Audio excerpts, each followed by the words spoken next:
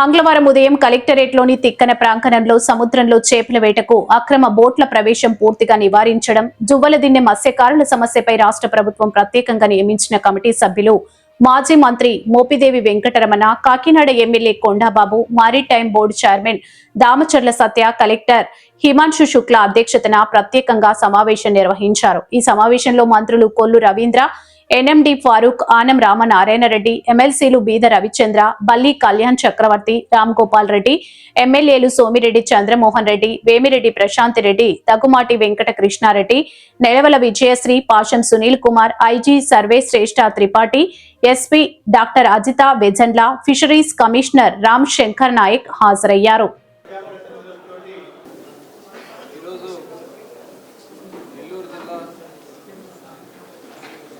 గ్రామంలో ఆ రోజున పాండిచేరికి సంబంధించినటువంటి బోట్లని దాదాపు 8 నెలల క్రితం ఇక్కడ ఫిషింగ్ హార్బర్లో మత్స్యకారులు అలాగే అధికారులు కట్టుబడి పెట్టడం జరిగింది. మొన్న బోట్లని వాళ్ళు తీసుకెళ్ళిపోయినటువంటి సందర్భంలో గ్రామాల్లో ఉన్నటువంటి ఇబ్బందులను గమనించి ప్రభుత్వం చాలా సీరియస్గా, ఎందుకంటే తమిళనాడు బోట్స్ వచ్చి ఇక్కడ ఫిషింగ్ చేసుకునేది గత 25 సంవత్సరాల నుంచి కూడా జరుగుతూ ఉంది. దాని మీద ఉన్నటువంటి ఇబ్బందులన్నీ కూడా గమనించిన తర్వాత గౌరవ ముఖ్యమంత్రి చంద్రబాబు నాయుడు గారు, ఆంధ్రప్రదేశ్ రాష్ట్ర ప్రభుత్వం ఈరోజు ఒక టీంని ఇక్కడ పంపించడం జరిగింది. దీనికి గౌరవ మంత్రివర్యులు జిల్లా ఇన్ఛార్జ్ మినిస్టర్ గారు ఫరూక్ గారు, అలాగే ఆనం రామనారాయణ గారు, అదేవిధంగా కొండబాబు గారు కాకినాడ ఎమ్మెల్యే గారు, అలాగే మోపిదేవి వెంకటరమణ గారు మాజీ మంత్రి, అదేవిధంగా సత్య గారు మారిటైమ్ బోర్డు చైర్మన్ గారు రావడం జరిగింది. డీటెయిల్డ్గా ఇన్ఫర్మేషన్ అంతా కూడా శాసనసభ్యులందరూ కూడా వచ్చారు. పెద్దలు చంద్రమోహన్ రెడ్డి గారు కానీ, ప్రశాంత్ రెడ్డి గారు, అలాగే బీదా రవిచంద్ర గారు, సునీల్ గారు, కృష్ణారెడ్డి గారు, అలాగే సత్యశ్రీ గారు, విజయశ్రీ గారు, అలాగే చక్రవర్తి గారు, కళ్యాణ్ చక్రవర్తి గారు,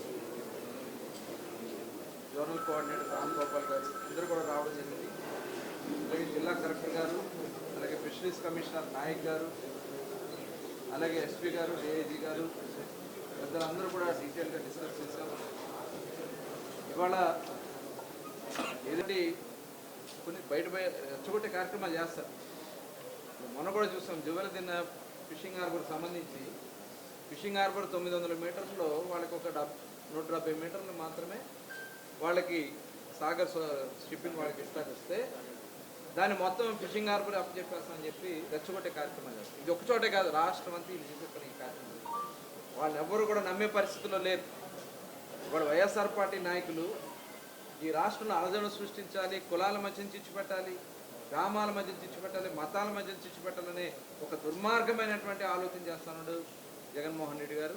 దయచేసి అలాంటి నిజాయితీ లేనటువంటి ఆరోపణలకు ఎవరు కూడా నమ్మొద్దని కూడా ఈ సందర్భంగా తెలియజేస్తారు. గ్రామాల్లో ఎలా ఉందంటే కొన్ని కట్టుబాట్లు ఉంటాయి. వాళ్ళు పెద్దలందరూ కూర్చొని డిసైడ్ చేస్తారు. వాళ్ళు తీసుకున్నటువంటి డెసిషన్కి వాళ్ళు ఏదన్నా ప్రభుత్వం నుంచి ఇది కావాలి ఇది కావాలి చేయడానికి తమిళనాడు చెందిన వాళ్ళందరూ కూడా ఆంధ్ర జాలకు సంబంధించినటువంటి మత్స్య సంపద కానీ బోట్లు కానీ పొందించడం వల్ల వాళ్ళు ఒక 4-5 నెలలుగా వేటవాళ్ళు నష్టపోయారు. తాత్కాలికంగా ప్రభుత్వం ఏ విధంగా వాళ్ళు ముందుకు వచ్చి మాకు మేమైతే ఇమీడియట్గా టాస్క్ ఫోర్స్ టీమ్స్ చేసాము, బోట్ వదిలాము. ఇంకా మిగతా బోట్లు కూడా 3 బోట్లు ప్రిపేర్ చేస్తున్నాం. ఏప్రిల్ 15 వరకు ఈ బోట్లు పరిస్థితులు ఉన్నాయి. ఇంకా భవిష్యత్తులో ఇంకొక 18 బోట్ని రెడీ చేసి పెడతాం. జూన్ 15 నాటికి రెడీ చేసి పెడతాం. వాళ్ళు ఎలాంటి కార్యాచరణ ఇస్తే ఆ కార్యక్రమం చేయడానికి సిద్ధం.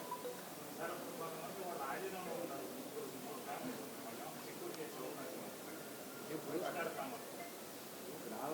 వాళ్ళ ఫ్యామిలీస్ నుంచి కూడా ఎవరు మా దృష్టి తీసుకెళ్ళి, ఎందుకంటే వాళ్ళకి అక్కడ అలాంటి కట్టుబాట్లు ఉంటాయి.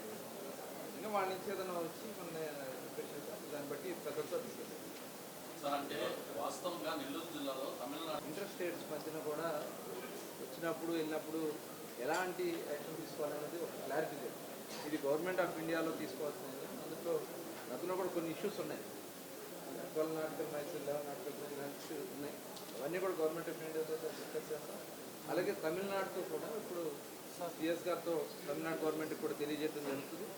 అలాగే అవసరమైతే ఒక టీం వెళ్ళి అక్కడ, ఎందుకంటే ప్రజెంట్ గవర్నమెంట్ కూడా ఎలక్షన్ లీడ్లో ఉన్నారు కాబట్టి భవిష్యత్తులో ఎలాంటి చర్యలు తీసుకోవాలనేది ప్రభుత్వాలతో అండర్స్టాండింగ్తో. Thank you sir.